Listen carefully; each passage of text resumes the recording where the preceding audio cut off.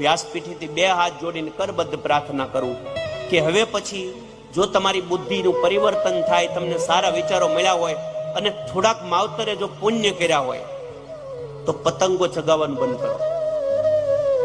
પતંગોનો તહેવાર એ આપણો તહેવાર નથી.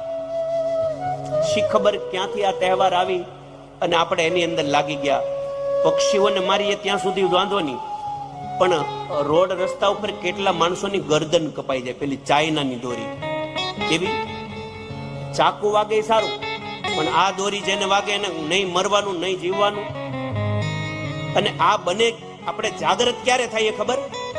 જ્યારે આપણું કોઈ પોતાનું વ્યક્તિ, એની ગરદન કપાય, એનો હાથ કપાય, એની આંગળી કપાય, એના કાને અસર થાય, પછી આપણે પાછા જાગૃત થઈને બધાને જ્ઞાનની વાતો કરીએ કે હવે પતંગ ન ચગાવવી પડે.